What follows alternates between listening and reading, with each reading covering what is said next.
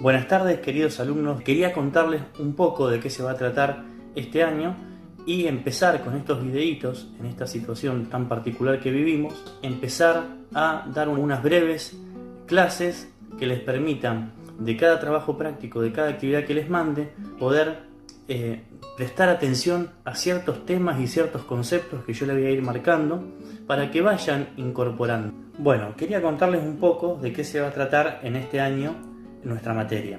Hay un tema central que va a recorrer cada una de las unidades a lo largo del año y es lo que se llama el problema antropológico.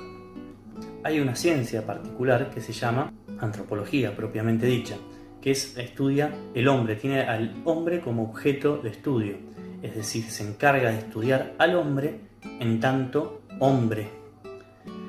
Después también la antropología es una temática que está dentro de las distintas disciplinas. Por ejemplo, está la antropología filosófica, o también dentro de la psicología también está la antropología, dentro de la medicina, de la bioética. ¿Por qué? Porque es importante saber qué concepción tengo de hombre antes de desarrollar una teoría. ¿Qué entiendo yo que es el hombre? ¿Qué sentido tiene su existencia? ¿Para qué está en este mundo? O lo podemos plantear de forma personal. ¿Qué sentido tiene mi vida, mi existencia? ¿Para qué estoy acá? ¿De dónde vengo? ¿Soy simplemente el producto más elevado de la evolución? ¿Somos un mono que tuvo suerte? ¿Qué es el hombre? ¿Mi vida es accidental o hay un propósito detrás de ella? ¿Qué pasa luego de la muerte? ¿Qué pasa con los seres queridos que ya no están? Es decir, todas estas preguntas sobre el significado de la vida, de la existencia, el sentido que tiene la vida, es importante para pensar por dónde pasa el sentido de la vida. Todas estas concepciones sirven de base. Uno podría preguntarse qué concepción de hombre tenía Hitler en relación a los judíos, que los consideraba menos que un animal y los mandaba a un campo de exterminio, ¿no es cierto? Uno puede pensar qué concepción de hombre hay detrás de una persona que considera que está bien la manipulación genética o la experimentación con seres humanos. Es decir, ¿podemos experimentar con seres humanos? ¿Cuáles son los límites y hasta qué punto está bien? ¿Hasta dónde empiezo a lastimar la dignidad del ser humano? Pero por eso hay que preguntarse antes qué es lo que entiendo que es el ser humano. Lo particular que tiene en catequesis esta temática es que en nuestro campo vamos a ver el estudio del hombre desde el punto de vista de la revelación.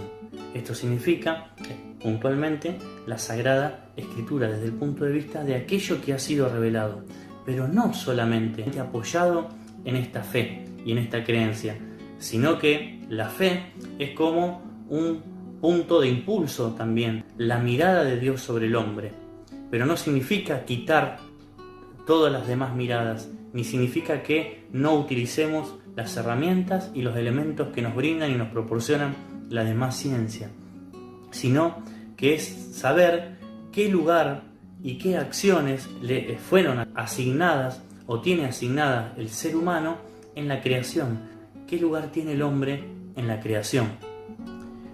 Todas estas preguntas las vamos a tratar de ir viendo y vamos a ir haciendo un recorrido despacito a través de los distintos ejes de trabajo, los distintos ejes temáticos, y a la vez vamos a ir habilitando en donde esté subido este video un foro en donde ustedes puedan hacer también sus preguntas, plantear sus dudas, sus cuestionamientos al respecto.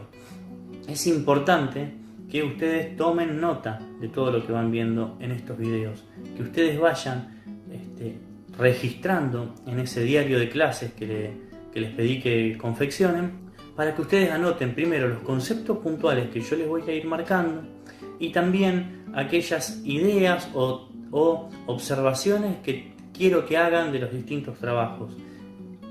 ¿Qué cosas son importantes que les queden de las actividades? Uno de los primeros ejes de trabajo tiene que ver con una primera definición que nos sirve de punto de partida. Es la definición que nos sirve de punto de apoyo para definir al ser humano. Y dice que el ser humano es una unidad bio-psico-espiritual. ¿Sí? Primero, somos un cuerpo, ¿no es cierto? Somos este cuerpo. Son ese cuerpo. Somos un organismo vivo. Somos un cuerpo que está organizado y que está vivo. Ese cuerpo es nuestro punto de referencia en el mundo, es el lugar desde donde podemos ser, desde donde somos, es el que nos permite percibir, recibir las impresiones del mundo que nos rodea, de las demás personas. Es el que nos permite sentir. A través de los sentidos escuchamos, ¿no es cierto? Olemos, tocamos, también hablamos, miramos, ¿sí? A través del cuerpo es la primera dimensión que tenemos plena certeza. Es un cuerpo que nace, que crece, se desarrolla, se reproduce y muere. Tiene un ciclo vital. Es decir, este cuerpo vive en un tiempo determinado. Y esta es una de las primeras características del ser humano. Una de las primeras dimensiones. También ese cuerpo tiene un adentro. Todo organismo que está vivo tiene un adentro. Es decir, como si fuese un sitio interior de operaciones. Tiene una interioridad, una dimensión interior.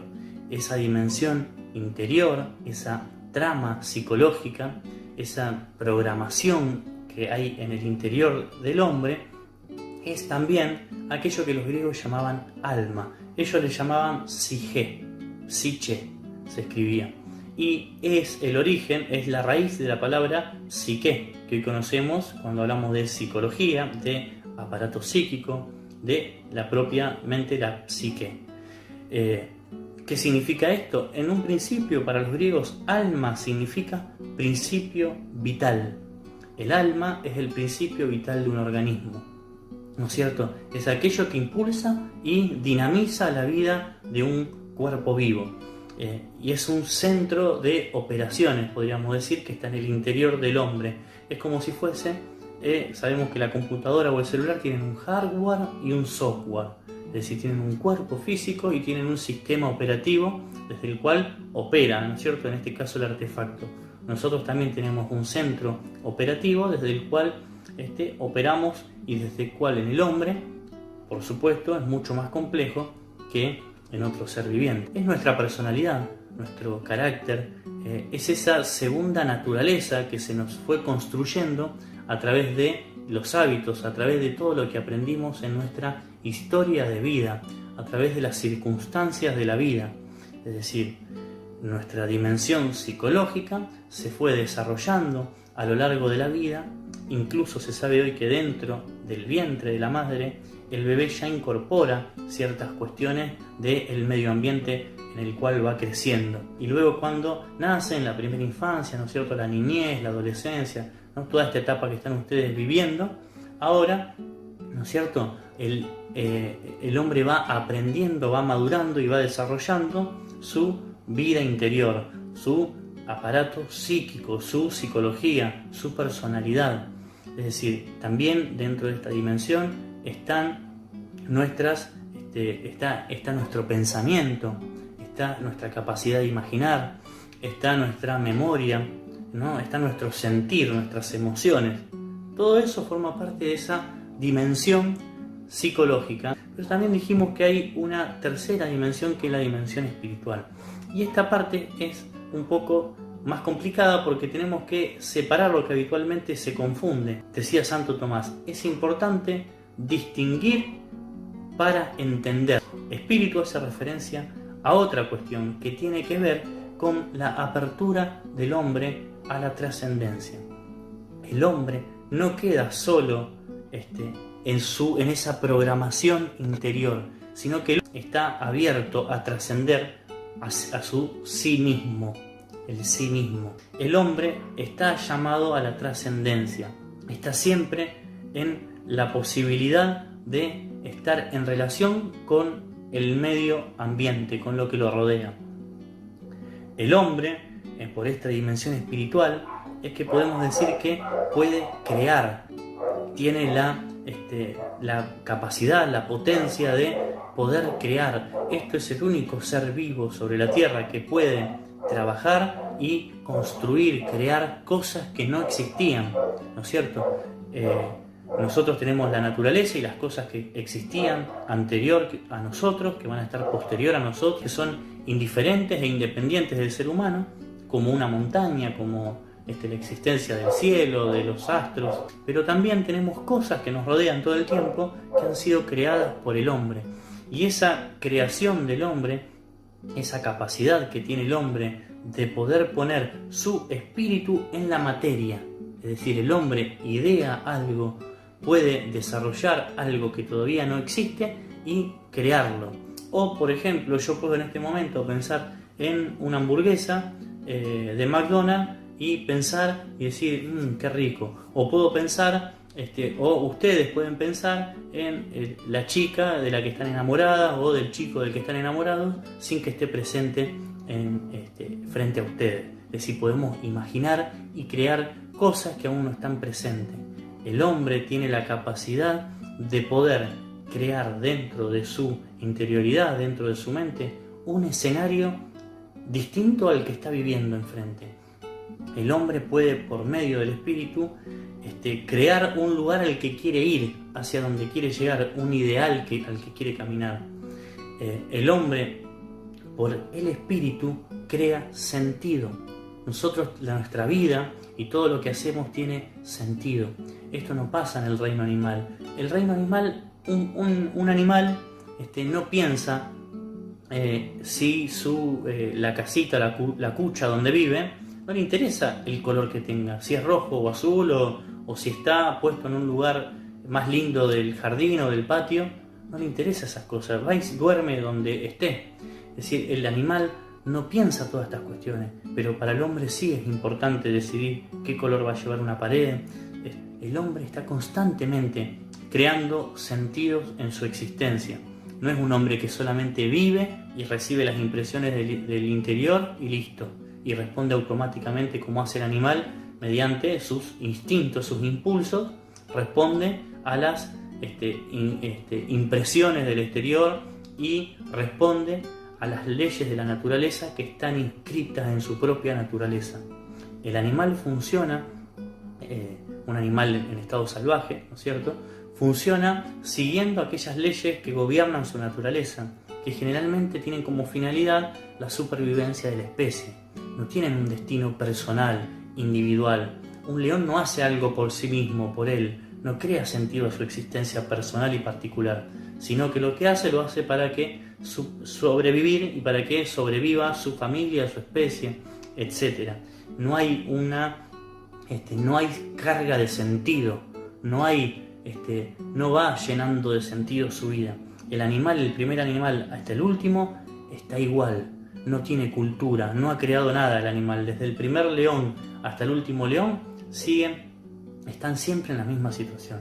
En cambio el hombre, en esto que llamamos cultura, es donde el hombre ha puesto su espíritu y ha creado tanto lo bueno como también aquellas cosas que no son tan buenas. ¿Cierto? Esta dimensión es espiritual. En esta primera definición de que el ser humano es una unidad bio-psico-espiritual, hacemos referencia, ¿no?, al cuerpo, que es más fácil de entender, y lo psicológico y lo espiritual es importante distinguirlo. Lo psicológico está, como se dice, atado a la historia, a la propia historia y a la circunstancialidad de la vida. Es decir, somos distintos porque tenemos historias de vida distintas, porque estamos en circunstancias distintas. Es decir, si yo crezco en esta familia, con estos valores, con estas características que me inculcaron de chico, que me enseñaron, ya sea lo bueno o lo malo, yo voy a aprender y voy a haber adquirido una configuración de acuerdo a lo que he ido aprendiendo en ese entorno. Por eso en la psicología está fuertemente atada a la circunstancialidad y a la historia. En cambio, lo espiritual, que también, por supuesto, en una primera instancia nosotros somos sujetos que recibimos sin tomar muchas decisiones sobre nuestra existencia, ¿no es cierto? Uno piensa cuando uno es chico, uno no toma decisiones ni a qué colegio va a ir, ni con qué amigos se va a relacionar primero, porque esas decisiones las toman otros por nosotros. Ni hablar de la aceptación de otras cuestiones. Y también podemos pensar en situaciones muy difíciles. Imaginemos en un chico, por ejemplo, que nace en una situación de extrema pobreza o que nace en una situación de desnutrición o de maltrato familiar, ¿no? Imaginemos situaciones tan dramáticas como la que lamentablemente tenemos en nuestro país y en el mundo, en donde evidentemente ya ese contexto y esa situación ya condicionan a la persona a su posterior desarrollo, ¿no es cierto? Por eso siempre desde una antropología cristiana se rescata tanto el valor de la familia, no una familia perfecta, ¿no es cierto?, sino esa familia que ya sea nuestro papá, nuestra mamá, nuestros seres más cercanos, nuestros tíos, nuestros abuelos, esa familia que tenemos, que es la que nos da el primer amor, la que nos cuida, digamos, ¿no es cierto? Es la que nos contiene cuando somos chicos y que nos da todo el amor indispensable necesario para el resto de la vida. Todo aquello que adquirimos en los primeros años de vida van a ser fundamentales y centrales para forjar los cimientos de nuestra psicología, de nuestra personalidad. Mediante el espíritu, a diferencia de lo psicológico, es nuestra capacidad de crear nuestro sentido propio, personal, de poder modelar nuestra vida, de poder decidir qué quiero para mi vida, decidir con qué grupos me quiero relacionar y con cuáles no, decidir si creo o no a aquello que me han dicho, que no sirvo, que no soy tan valioso, ¿no es cierto? Decidir qué voy a hacer, de qué me voy a llenar, con qué grupos me voy a juntar, con qué música voy a escuchar, qué cosas me gustan y cuáles no. Es decir, mediante el espíritu también es la capacidad que tenemos de ir tomando decisiones sobre nuestra vida para que no estamos solamente atados y condicionados a lo psicológico, ¿no es cierto? Pensemos en el caso de una mujer que padece algún trastorno psicológico, una depresión, por ejemplo. Una persona que se siente que no puede sentir la alegría, que no puede sentirse plena, que no puede sentir ganas de vivir, que se siente atado, tironeado para abajo por alguna fuerza que no puede controlar, que está más allá de sus decisiones. Hay algo que interiormente, inconscientemente, la mantiene estructurada en un sentimiento, podríamos decir, oscuro, en un sentimiento de desesperanza, de no poder seguir adelante. Y sin embargo, si uno lo ve de afuera a esta situación, muchas veces le resulta de mucha impotencia ver que esa persona no está pudiendo ver el valor de su propia vida, el valor de la vida de los otros. Probablemente puede ser que tenga algún hijo, que tenga nietos, que tenga... Es decir, que no pueda reconocer el valor de cosas más sencillas, como puede ser un atardecer, el paisaje, las flores, no sé, el mar, que no pueda reconocer el valor de la vida en general y el valor de su propia vida. Es decir, lo psicológico la mantiene atada en una especie de trampa psicológica que no le deja florecer, no le deja salir de esa realidad. Entonces nosotros, desde la antropología cristiana, el concepto de hombre que vamos armando es un concepto en el cual está también la dimensión espiritual. Una de las cosas que dice es que la psicología no tiene la última palabra sobre el hombre. El hombre en su dimensión espiritual es capaz de poder ser libre. El hombre puede liberarse también, es decir, de toda su circunstancialidad, de todas las situaciones de vida, incluso de su propia trama de vivencia, de su propia trama psicológica. El hombre puede, incluso, como decimos hoy, ¿no es cierto?, que uno va a terapia, ¿no es cierto?, que alguien va a la terapia, puede autoanalizarse, puede ser él mismo objeto de su reflexión. Yo puedo pensar sobre mi vida, sobre lo que hice bien, lo que hice mal, puedo mirarme a mí mismo y reflexionar y tomar decisiones. Si yo emprendo también a la vez un camino espiritual de la mano de Dios y de las verdades de Dios, encima también nosotros creemos que esa mirada de Dios sobre la vida del hombre es la mirada más verdadera que hay sobre el hombre. El mundo nos mira siempre como con sus defectos, miserias, imperfecciones, pero la mirada de Dios sobre la vida del hombre en general, o en lo que se puede llamar la doctrina social, es decir, la mirada de Dios sobre la sociedad o la mirada de Dios sobre la vida personal, es siempre una mirada verdadera, una mirada perfecta de mi propia existencia que me puede recobrar el sentido pleno de mi vida personal. Lo espiritual es una dimensión que Dios nos dio, al margen de que lo elijamos o no lo elijamos. Es decir, lo espiritual es tanto nuestra capacidad de abrirnos y de recibir y de vivir lo bueno como lo malo. También son las elecciones de vida, la música que escucho. Es decir, ustedes fíjense en esto, cuando yo escucho música, la música viene a llenarme de sentido, a decir cosas que a lo mejor yo no puedo decir, viene a completar algún sentimiento, alguna emoción. Con la música me identifico con esto que dice, con este concepto de este autor, de esta canción, de esta música. Es decir, entonces yo voy tomando decisiones con qué me voy relacionando. Con este grupo de amigos me relaciono porque con ellos hacemos esto, porque con ellos me ayudan a encontrar el sentido. Yo quiero tener estos valores que tenemos con este grupo y no estos otros. Es decir, los grupos de personas que decidimos, cuando ya podemos tomar decisiones, empezamos a elegir con quiénes queremos ir dándole sentido a nuestra vida, de qué nos queremos ir llenando. Por eso, otro de los ejes temáticos que vamos a ir viendo es que el hombre está siempre en relación, ¿no es cierto? Nosotros estamos necesariamente relacionados, no podemos evitar, es inevitable para el hombre estar en relación.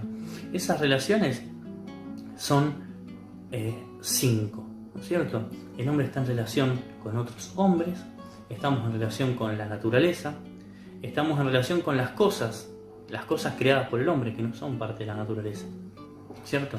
Esta taza ha sido creada por el hombre, o el mouse de mi computadora, fueron inventadas y creadas por el hombre. La naturaleza, las cosas, las otras personas y conmigo mismo, lo que se dice el sí mismo, y también en relación con Dios, ya sea por la afirmación de la existencia de Dios o por la negación. Uno puede pensar en una planta, una flor, una planta, un árbol y un jardín. El jardín es el hábitat, es el medio ambiente, el ecosistema adecuado para que la planta florezca, para que dé sus frutos en el tiempo que los tiene que dar. Es el lugar apropiado para que florezca y viva en plenitud, para que se cumpla lo que tiene que hacer, lo que tiene que ser. En el jardín la planta cumple y se planifica, es lo que tiene que ser. ¿Y qué pasa en el jardín? Que está resguardada, está cuidada, tiene el agua, tiene la tierra preparada, el sol, se la cuida de que no se le entren, no sé, los insectos que la pueden lastimar. Es decir, el jardín es el medio ambiente apropiado para la planta. De la misma manera, la comunidad es el medio ambiente apropiado para el ser humano entendido como persona humana, con dignidad y con valor, para la persona, ¿no es cierto? Nosotros vivimos necesariamente en sociedad, pero sociedad no es lo mismo que comunidad. En la sociedad se dan relaciones de todo tipo, tanto buenas como malas, tanto constructivas como destructivas. Pensemos en relaciones de violencia, en donde uno ejerce violencia sobre el otro, ya sea física o a través de la palabra o psicológica. Pensemos en situaciones de explotación, donde alguien explota al otro y le paga lo que no corresponde por su trabajo. Pensemos en otro momento, sigue habiendo hasta el día de hoy, en la esclavitud. Pensemos en todo tipo de relaciones. Pensemos en lo que decíamos antes, Hitler mandando a morir gente a campos de exterminio, ¿no es cierto? Pensemos en las relaciones. No todas las relaciones son buenas. Por eso, en la comunidad es la definición del tipo de relaciones humanas que el hombre necesita para florecer y para ser persona. En la sociedad no necesariamente se dan las buenas relaciones. Por lo tanto, la comunidad es otro concepto importante que nosotros vamos a ver. Ya vimos que el hombre es una unidad bio-psico-espiritual. Vimos también que el hombre está en relación necesariamente, y también vimos que el medio ambiente o el ecosistema propicio para el desarrollo y la plenitud del ser humano es la comunidad, ¿sí? esto quiero que lo registre. En la comunidad el hombre encuentra todo lo que necesita para vivir, encuentra también la mirada del otro que le dice las cosas buenas, que lo construye, que lo edifica, que también le pone los límites, le marca aquello que haya que corregir. La comunidad es necesaria para que el hombre se desarrolle. Ahí está todo lo que necesitamos. Está el amor necesario para la vida. En la comunidad el hombre está cuidado, es un marco de cuidado. Por eso a mí me interesa que en el corto que van a ver, el protagonista, Will, presten atención a Will. Quiero que presten atención y puedan distinguir de Will aquellos aspectos físicos, psicológicos y espirituales, que ustedes puedan distinguirlos en este personaje. Y cómo estos aspectos entran en juego en el marco de dos comunidades diferentes. Ustedes van a ver dos comunidades diferentes y cómo él se relaciona en estos dos ambientes diferentes, ¿no es cierto? Podríamos decir que una es constructiva y otra es destructiva. Eso después lo van a ver ustedes y a mí me interesa que ustedes presten central atención a estos elementos. Más adelante vamos a seguir desarrollando todas estas ideas, vamos a seguir profundizándolas para que vayan quedando claras, ¿no es cierto? Hasta ahora vimos esos 3 puntos de nuestro temario con los que empezamos como punto de partida. Luego vamos a ir haciendo un camino juntos y despacios para presentarle todos los puntos de vista, al menos dentro de lo que tengamos tiempo, desde el que podemos ver a la persona humana. Entonces voy a enviar cada semana un video con ciertos temas para que ustedes vayan tomando nota. Es importante que tomen nota y que aprendan a tomar nota, porque cuando vayan a la facultad esta va a ser una habilidad muy necesaria y muy útil, que ustedes empiecen a registrar no solo lo que yo les digo, sino todo lo que a ustedes les resulte importante, porque también después se evitan a la hora de estudiar. Así que, bueno, hasta acá este video. Les quiero agradecer por el tiempo. Los próximos videos van a ser más cortos porque, primero, yo le tengo que agarrar la mano a esto. Es mi primer video, con ustedes estoy estrenando este modo. Y, bueno, los próximos videos seguramente estarán más ágiles y trataré de ser más breve para que no sean más de 10 minutos, ¿sí? Así que, bueno, los saludo y gracias.